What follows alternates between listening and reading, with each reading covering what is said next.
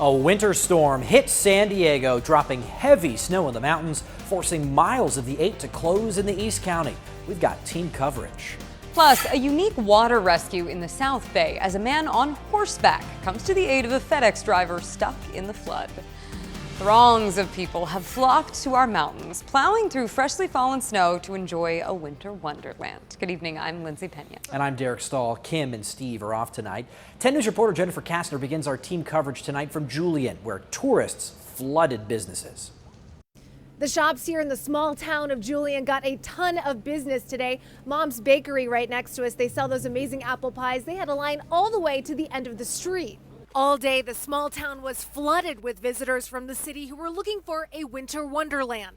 The cold weather and long lines didn't keep people away. The toughest part of the day was the traffic. It was bumper to bumper on the roadways up, and chances are it'll be just as busy tomorrow as we continue into the holiday weekend. But despite how busy it was, there were still lots of smiling faces, lots of snowball fights, and some pretty good sledding. It's been a really busy day. Everybody's been in really good spirits. It's a great day. Lots of people coming around, everybody having fun, everybody being respectful. And that's always so important to the people of Julian. They ask that you respect the town and throw away your trash when you come visit on this holiday weekend. Reporting in Julian, Jennifer Kastner, 10 News.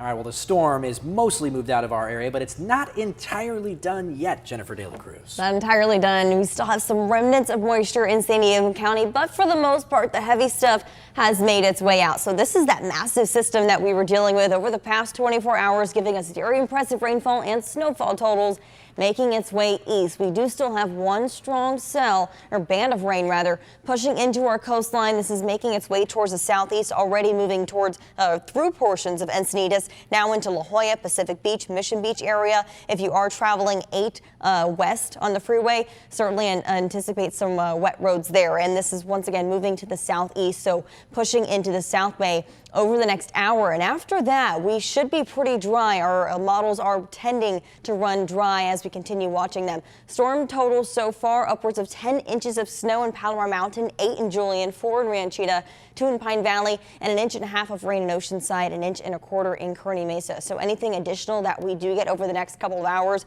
as of right now, pulling in just a couple hundredths of an inch. So the big stuff really has passed. There is still a chance for a shower, but overall we should be pretty dry for the coastal and the inland valleys. A couple inches of snow could still happen overnight, but once again, mainly dry conditions. But I am tracking a whole other storm moving in, coming up in your 7-day forecast. Thanks, Jen.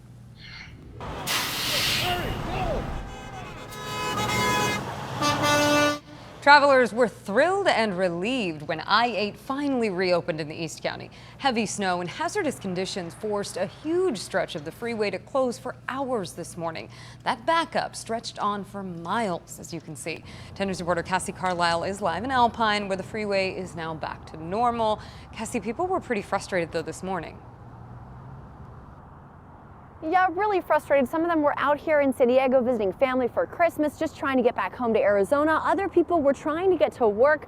All of them frustrated that the road was closed for 2 hours. But as you can see now, it's wide open. It's looking great. Again, that wasn't the case this morning.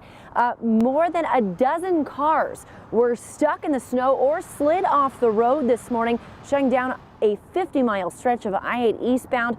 And that shutdown happened at East Willows Road just before 9 a.m. Sky 10 showed the snake of crawling cars as they pulled over to wait or filed off the freeway. Some folks we spoke with thought positively while parked. It's beautiful right now, though. I mean, look, the sun is shining. You wouldn't know it's ice and snow ahead.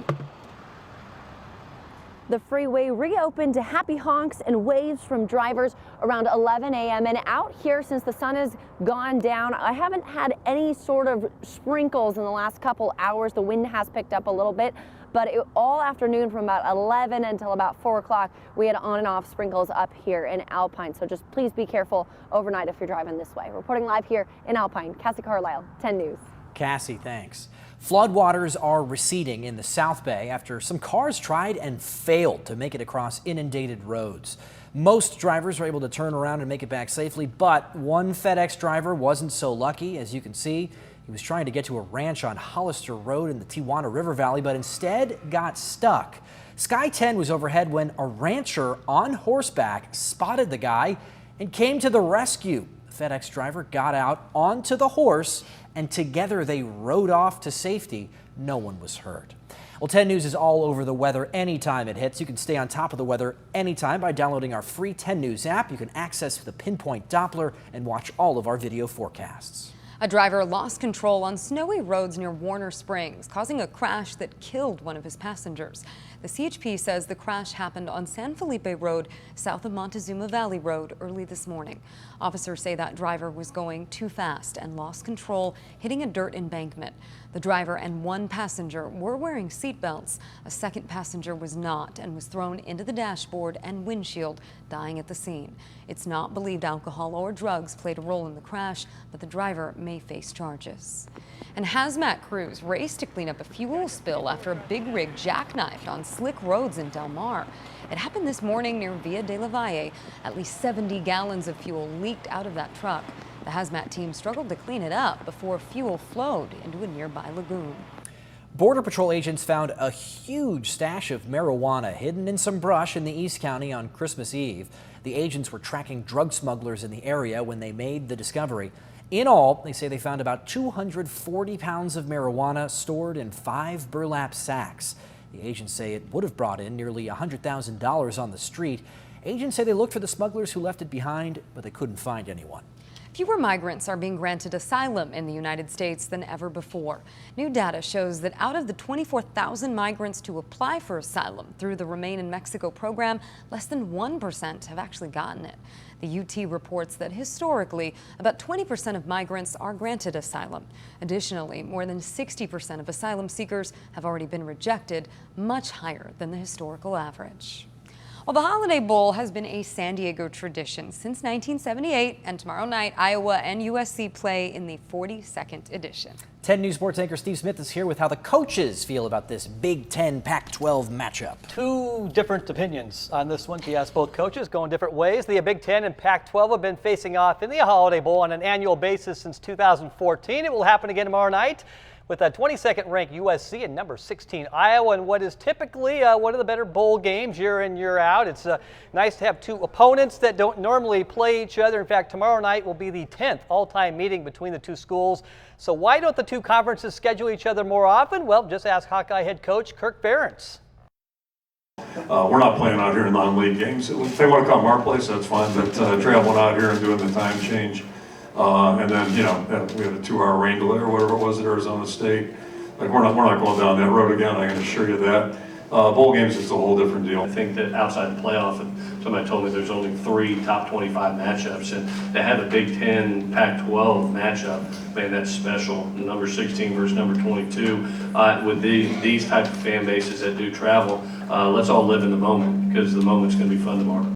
All right, now coming up later in sports, one description of the Big Ten that the head coach Kirk Ferentz calls a complete myth. Steve Smith, 10 News. Blaming the time change. Yeah, sure. Hey, before tomorrow's game, the Holiday Bowl parade made its way through the Embarcadero.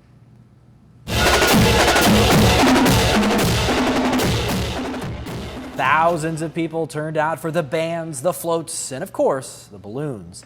People were lined up for hours before the parade, despite a little bit of rain. This is the 28th year that the Port of San Diego has sponsored the Holiday Bowl parade. For one man, this was his first holiday parade experience. Oh, I probably was 10 years old. And it's been a long time. Other than the 4th of July parade. I've attended it for a long time, but this is for a Christmas type parade. First time like ever. It's the best. I mean, these moments, you know, you hang out with your son and it's just good to be alive. Good to be alive indeed. The parade started around 3 o'clock and it lasted until about 5.